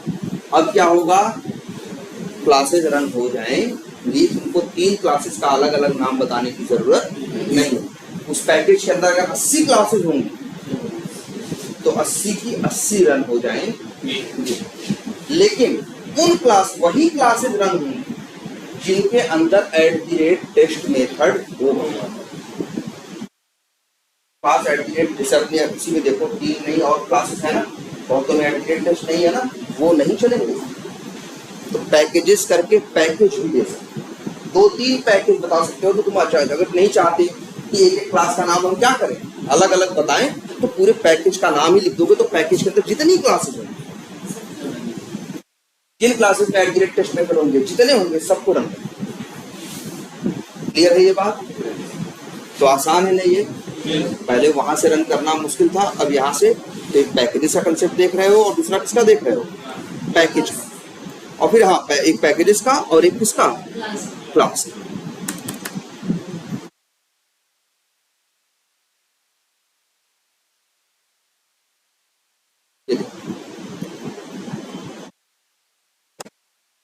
ये बात समझ में आ रही? अच्छा, एक HTML के बारे में और बात सुनो। ये HTML के बारे में भी नहीं सकते हैं, और XML, भाई नियम तो XML का ही है। तो ये याद रखो, HTML की लैंग्वेज तुमने देखा, XML में देखा होगा कि एक टैग होता है, टैग के अंदर टैग, एक को बोलते हैं पेरेंट, उसके अंदर होते हैं क्या, चाइल्ड। लेकिन चाइल्ड कहाँ होते हैं, इसके अंदर ही होते हैं ना, क्लासेस में शुरू हुआ क्लासेस में खत्म होगा, अंदर कौन होंगे, चाइल्ड। ठीक है, बात नंबर 1। दूसरा, कई बार क्या होता है उनके पास इनर टेक्स्ट होता है, जो स्टार्टिंग टैग और एंडिंग टैग के बीच में टेक्स्ट होता है उसे क्या बोलते हैं, इनर टेक्स्ट। वो होता है, 2 चीजें होगी, कितनी हो गई, 2। अब तीसरी चीज पे आते हैं। एक तीसरी पॉसिबिलिटी होती है कई बार कि कई एलिमेंट ऐसे होते हैं या कई टैग ऐसे होते हैं जिनके पास इनर टेक्स्ट भी नहीं होता और जिनके पास कोई चाइल्ड भी नहीं होता। ऐसा कौन है बताओ, जिसके पास इनर टेक्स्ट भी ना हो और जिसके पास चाइल्ड भी ना हो। क्लास, तो ये क्लास टैग है, इसके पास चाइल्ड थोड़ी ना कोई है ना। तो ये देखो, इनके पास कोई चाइल्ड वाइल्ड नहीं। क्लियर है ये बात, देखो ध्यान से, इन तीनों के पास कोई चाइल्ड वाइल्ड नहीं। तो जिनके पास चाइल्ड भी ना हो, इनर टेक्स्ट भी ना हो, तो उनके लिए एंडिंग टैग लगाना कोई जरूरी नहीं है, मत लगाओ। लेकिन जो स्टार्टिंग टैग है वहीं अंतिम में ऐसे मानो। ये भी टेक्निक यूज करते हैं HTML लिखने वाले भी, XML लिखने वाले भी, या जो dictionary.xml लिख रहे हैं वो, जिसका चाइल्ड नहीं है जरूरी नहीं उसका एंडिंग टैग लिखो, स्टार्टिंग में ही अंदर क्या मार दोगे, स्लैश मार दोगे, तो समझ गए कि इसका जो चाइल्ड है और न इसके पास इनर टेक्स्ट। कहीं ऐसा कौन देखे हो और HTML में अक्सर देखो टैग इनपुट है ना, यूजर नेम वाली फील्ड का, टाइगर में जाके देखो, वो इनपुट पे शुरू हुआ है, वो इनपुट पे क्या हुआ है, शुरू हुआ है, लेकिन उसका ना तो कोई चाइल्ड है और ना उसके पास कोई इनर टेक्स्ट है, तभी देखो उसका एंडिंग टैग नहीं लिखता ना। एंडिंग टैग लिखने की जरूरत नहीं पड़ती जब अंतिम में ही क्या मार देते हो, ऐसे भी चाहो तो लिख सकते हो। लेकिन हाँ, अगर उसका कोई चाइल्ड चाहिए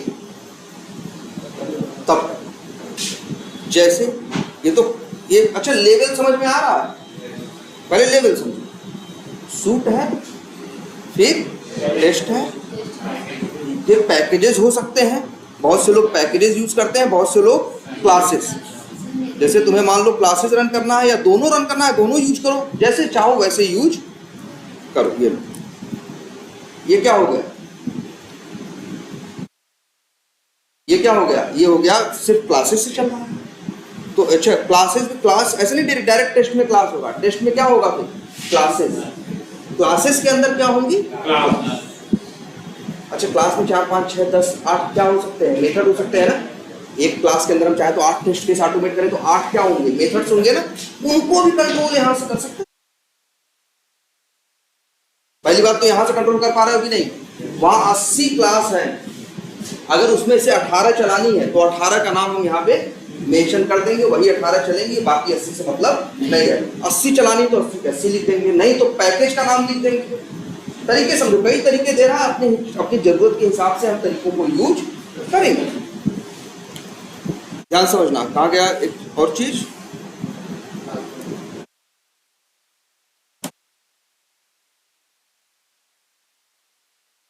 हाँ ये तो सूट है, टेस्ट है, क्लास है।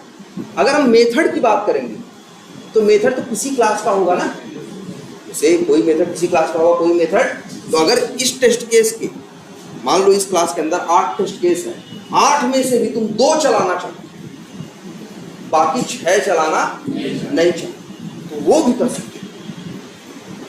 सब उसी XML के साथ खेलना है, तुमको सीखना है कि XML में देते कैसे हैं, बस इतना करें। देखो अगर मान लो हमें इसमें 2 टेस्ट केस चलाना हो, देखो हम क्या करेंगे, तब ऐसे नहीं चलेगा। अब मेथड की बात कर रहे हैं ना, तब तो क्लास का चाइल्ड बनाना, क्लास के अंदर होता है मेथड। देखो जैसा दिखता है वैसा ही इन लोगों ने स्ट्रक्चर भी XML का बनाया है। देखो कैसे करोगे, क्लास पे शुरू हुआ, क्लास पे क्या हुआ, एंड हुआ, और फिर इसके बाद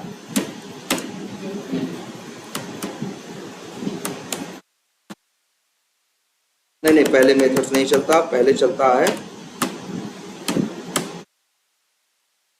रन, रन के अंदर फिर होता है, और ये कुछ ऐसे करते हैं, मेथड्स। फिर इसमें चलता है क्या मालूम है, इंक्लूड, और फिर यहां लिखते हैं क्या, नेम।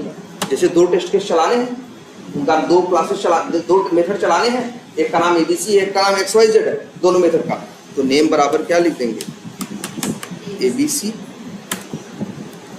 ठीक है,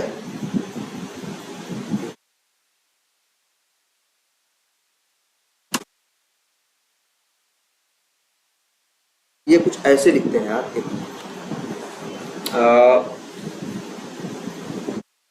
अच्छा हाँ हाँ ऐसे करेंगे भाई, जिसे दो इंक्लूड करने हैं ना, ऐसे कर, जैसे 8 हैं, 2 चलाने हैं भाई। देखो इसकी प्रैक्टिस के लिए तुम इतना कर सकते हो कि एक डमी क्लास बना लो, वहां डमी डमी प्रिंट कराने वाली लाइनें लिख के क्या बना लो, मेथड बना लो, और उनको ही फिर यहाँ से क्या करो, इनको चला के देखो, तुम एकदम बिहेवियर इसका समझ। देखो हमने लिख दिया ऐसे, तो जानते हो क्या होगा, इस क्लास के अंदर सिर्फ यही 2 मेथड चले। 8 मेथड भले हैं लेकिन चलेंगे कौन, यही 2, 6 नहीं चलेंगे। ये बात समझ आई। अगर ऐसा हो कि 2 नहीं चलाने हैं, 6 चलाने हैं, तो एक तो रास्ता ये है, 6 इंक्लूड लिखो। कितने इंक्लूड लिखो, 6, या तो फिर ये देते हैं क्या एक ऑप्शन, इंक्लूड।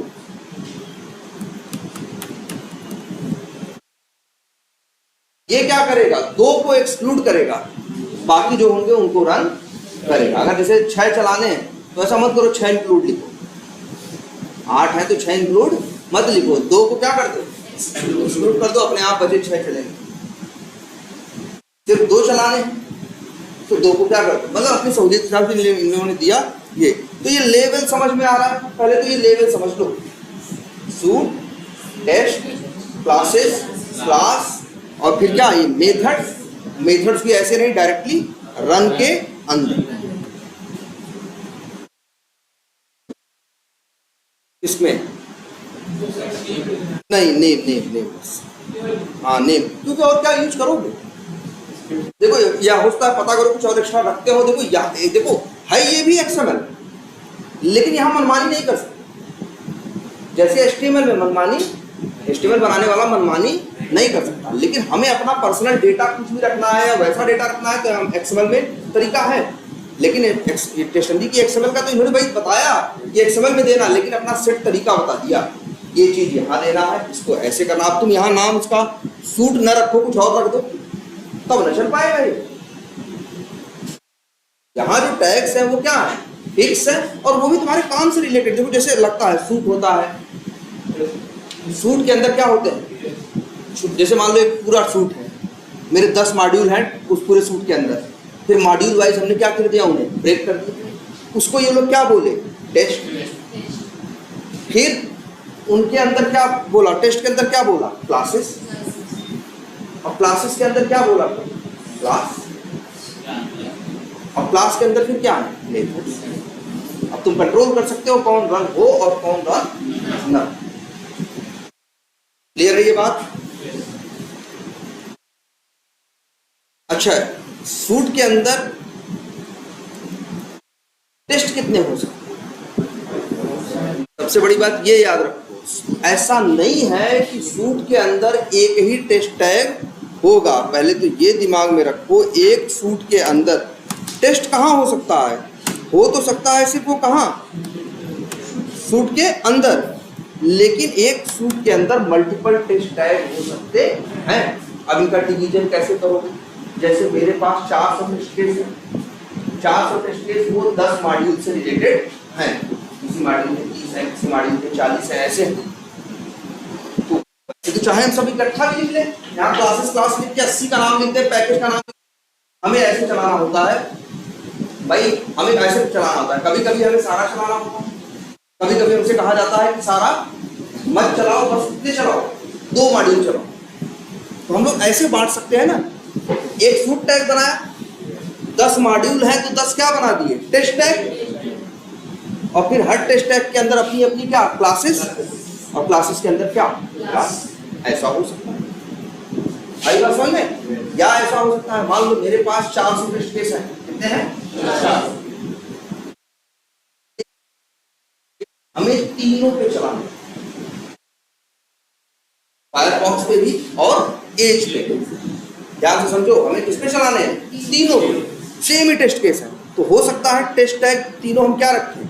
सेम रखें, बस यहाँ से कोई इंफॉर्मेशन और एक्स्ट्रा भेज दें कि ये यही सारे टेस्ट केस किस पे चले, क्रोम पे यही सारे टेस्ट केस किस पे चले, फायरफॉक्स पे यही, तो उसके हिसाब से हम तीन टेस्ट, मतलब ये याद रख लो, सूट होगा, सूट के अंदर क्या हो सकते हैं? मल्टीपल टेस्ट टैग हो सकते हैं, टेस्ट टैग के अंदर मल्टीपल क्लासेस टैग हो सकते हैं, क्लासेस के अंदर मल्टीपल क्लास हो सकते हैं, और क्लास के अंदर रन हो सकते हैं।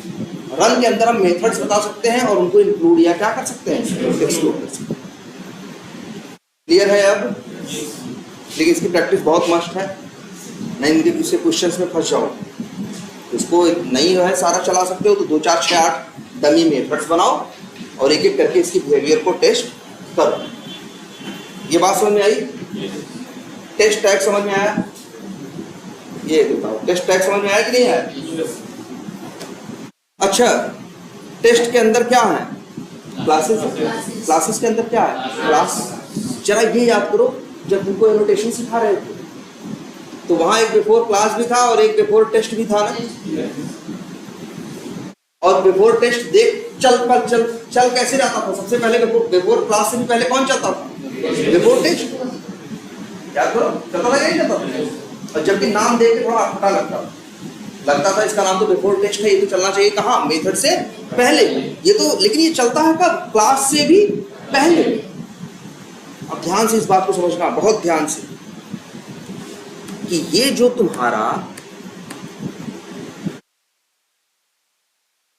तुम्हारा क्या होता है? बिफोर टेस्ट होता है, ये जुड़ा होता है, ध्यान समझना, ये जुड़ा होता है किससे? टेस्ट टैग से। जुड़ा होता है टेस्ट टैग से। बात समझो अब कैसे चलता है। मान लो मेरे पास, ध्यान से समझना, अच्छा पहले ये एग्जांपल समझो। यहां मान लो मेरे पास 10 क्लासेस हैं। मेरे पास क्या है? 10 क्लासेस हैं, और 10 क्लासेस में से किसी भी एक क्लास के अंदर, ध्यान समझना, 10 में से एक के अंदर क्या है? Before test. ध्यान समझो क्या बोल रहे हैं। 10 क्या है? मेरे पास 10 क्लासेस हैं, सब में @टेस्ट बिफोर क्लास ये सब है। 10 के 10 में नहीं है, बिफोर टेस्ट उन 10 में से एक के पास है। ध्यान समझना। अब हम आते हैं यहाँ टेस्ट टैग लिखते हैं, टेस्ट टैग में उन 10 क्लासेस का क्या लिखते हैं? टेस्ट टैग में उन 10 क्लासेस का क्या लिखते हैं? नाम लिखते हैं और चला देते हैं। जानते हो क्या होगा? जब ये चलेगा तो कैसे चलेगा बताओ? पहले सूट है, सूट के बाद क्या पढ़ेगा? टेस्ट। टेस्ट के अंदर कितनी क्लासेस है? टेस्ट के अंदर क्लासेस है, क्लासेस के अंदर 10 क्या है? क्लास। तो जाएगा सबसे पहले टेस्ट के अंदर जो 10 क्लासेस हैं, 10 को जाके चेक करेगा।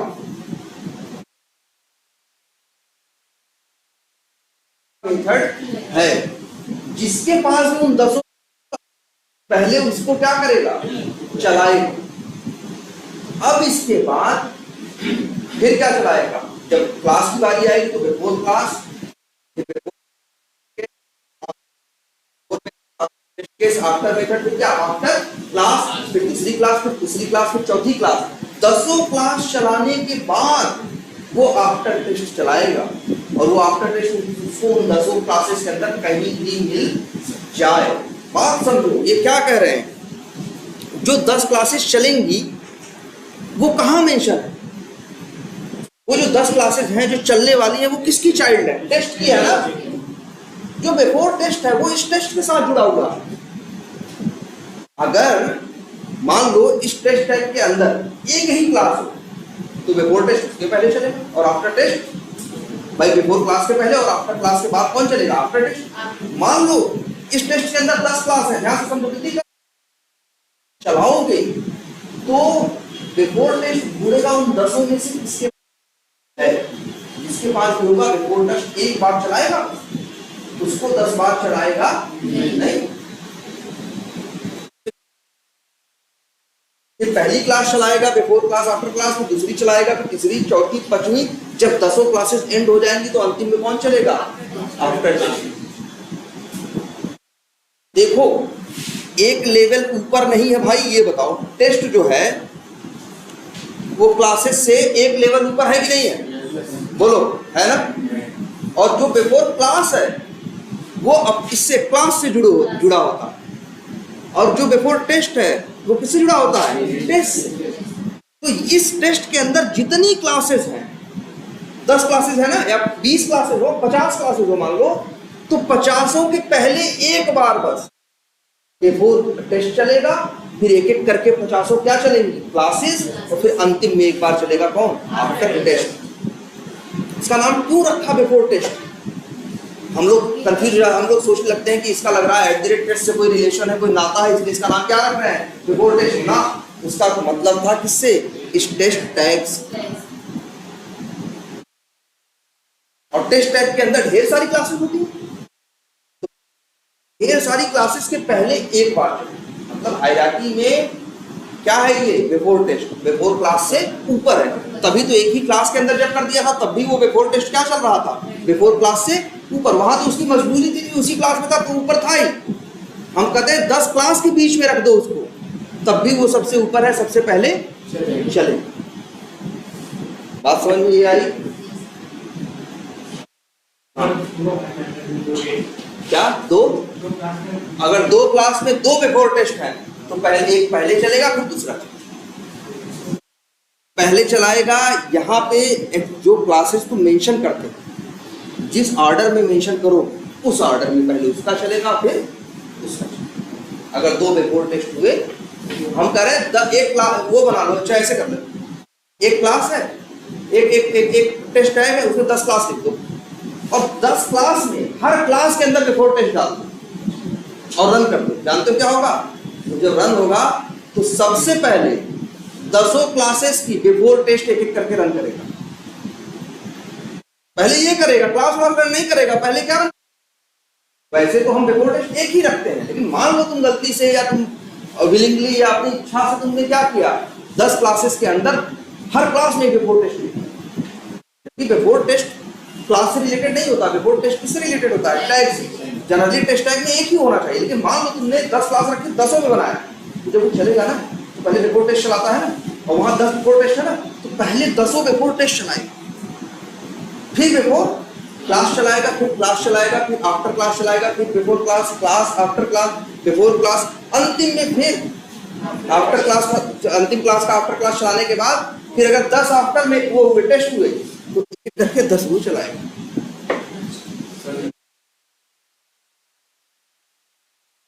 अब जब एक्सटेंड की हो ना, एक्सटेंड वाले केस में जो बिफोर टेस्ट होगा वो सिर्फ उसी केस जब क्या चलेगी, क्लास तो एक ही है ना, एक बार चला लेगा तो दूसरे के लिए उसे चलाएगा नहीं। अच्छा हाँ, ये भाई सबसे इंपॉर्टेंट, ये अपने फ्रेमवर्क एक्सप्लेनेशन है भैया, ये बात जोड़नी है सबको। कौन? ये बेस टेस्ट, और यहाँ क्या रखते हो, ध्यान रख लेना इसको भाई, बड़ी इंपॉर्टेंट चीज है ये। देखो इससे सारा काम सॉल्व हो गया कि नहीं हो गया? नहीं, हर क्लास में बनाते फिरते ना, एक जगह बना दियो, हर क्लास में एक्सटेंड कर दियो, झंझट खत्म। तो ये कंसेप्ट एकदम मत भूलना, जो भी लास्ट क्लास में बताया था। तो अब ये देखो, एक्सएमएल से तुम्हारा काम बहुत आसान हो गया ना, इतने कंसेप्ट आप ट्राई कर लोगे। और एक बताया था और ना, ग्रुप याद करो, एक क्या बनाया बताया था, वो भी ट्राई कर भाई। देखो इतना तो कर ही सकते हो यार, कि डमी मेथड्स बना के पूरा सारे क्या करो, ट्राई करो। अब इतना नहीं करोगे तब तो फिर समझ लो कल्याणी है, फिर घूमते रहो। देखो अच्छा ये ऐसा करते हैं, ग्रुप वाला कंसेप्ट, जैसे ग्रुप बताया था ना, ग्रुप तुमको लगेगा जैसे ग्रुप कोई बहुत बड़ा कंसेप्ट है, कुछ नहीं। जैसे ये मेरे टेस्ट केस है ना, ये मेरे क्या है, टेस्ट केस है। मान लो ये मेरा क्या है, ये है, या फिर कहाँ गया, ये देखो, मान लो ये मेरा क्या है, टेस्ट केस है ना, हम ऑटोमेट कर रहे हैं ना, तो हमें पता है ना ये स्मोक से रिलेटेड है या रिग्रेशन से। एक कर रहे हो, तुम्हें इसका स्कोप पता होगा, तुम ही टेस्टिंग कर रहे हो ना, तुम्हें सब पता होगा ये स्मोक का टेस्ट केस है या रिग्रेशन का। और नहीं है तो मान लो तुम्हें मैनुअल टेस्टर ने बता दिया ये स्मोक वाला है फंक्शनलिटी या किसकी है, रिग्रेशन। तो अगर तुमको लगता है कि ये स्मोक से रिलेटेड है सिर्फ, तो यहाँ आओ और लिख दो क्या, ग्रुप्स। अगर ये किससे रिलेटेड है, स्मोक से, तो लिख दो स्मोक। एक तुम्हारे पास दूसरा है,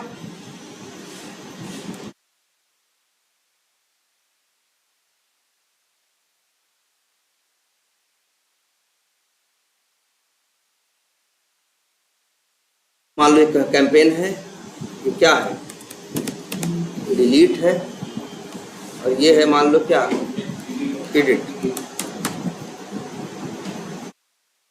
ये मान लो एक स्मोक से रिलेटेड है, ये चीज तुम चाहते हो जब रिग्रेशन चले तो सिर्फ तब टेस्ट करना है क्या, एडिट वाली फंक्शनलिटी। डिलीट वाली तुमको स्मोक में भी टेस्ट करना है और किसमें, रिग्रेशन। तो क्या ऐसे लिख दिया, देखो बस लिखा, तो कुछ भी लिखते, स्मोक लिखते, रिग्रेशन लिखते नहीं, हम अपना नाम ऐसे के लिए एक है, रिग्रेशन के लिए क्या लिखेंगे, ये लिखें कुछ भी। हमें जो मेरा मन करता, लेकिन नाम एबी क्यों रखते यार, ढंग का नाम रखे ना। तो जो टेस्ट केस लगता है स्मोक रिग्रेशन दोनों से रिलेटेड है, तो उसके सामने क्या लिख दिया, स्मोक कॉमा रिग्रेशन। जो लगता है किससे रिलेटेड है, रिग्रेशन, तो वहां रिग्रेशन। जो लगता है स्मोक, तो लिख दिया क्या, स्मोक। बस लिखना ही तो है, कोई बड़ा काम है। जब टेस्ट केस ऑटोमेट कर रहे, 4 घंटा लिख ऑटोमेट कर रहे तो लिख नहीं सकते हो। अब जानते हो इसका फायदा क्या मिलेगा। जैसे मान लो तुमसे उसने कहा कि स्मोक रन कर दो, अब तो इसमें छांटना पड़ेगा ना कौन सा स्मोक का है, कौन सा क्या है, अगर जनरली करते।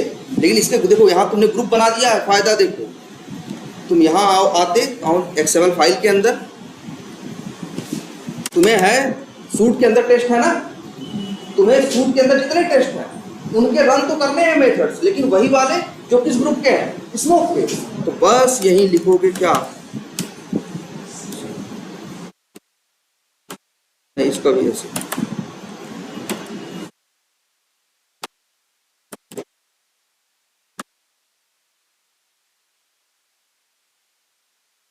रन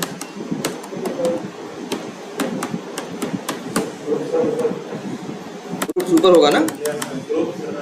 अच्छा हाँ, क्या ऐसे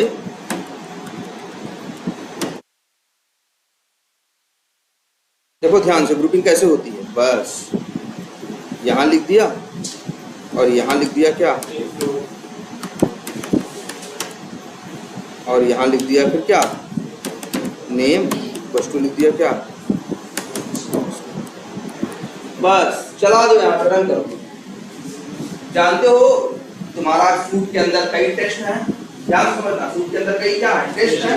टेस्ट के अंदर क्लासेस, हर टेस्ट के अंदर क्या है, क्लासेस है, क्लासेस के अंदर क्लास है, उनके अंदर मेथड्स हैं। तो अब वही सिर्फ मेथड रन होंगे उन क्लासेस के, जिनका ग्रुप का नाम क्या होगा, स्मोक, या स्मोक और रिग्रेशन दोनों।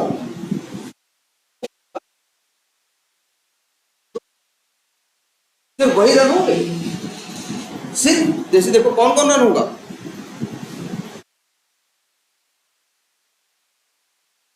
स्मोक के केस में ये रन होगा, और कौन रन होगा, ये होगा। लेकिन ये वाला टेस्ट केस रन नहीं, तुम्हें कुछ नहीं करना, तुम्हें यहाँ कोई अमेंड कमेंट कुछ नहीं करना, इनेबल डिसेबल कुछ नहीं करना। रिग्रेशन लिख दोगे तो सिर्फ वही रन होंगे जो रिग्रेशन वाले होंगे। तो अच्छा है ना, यहाँ भी ऑप्शन है इंक्लूड करने का और क्या करने का, एक्सक्लूड करने का। ये देख लो स्ट्रक्चर इसका,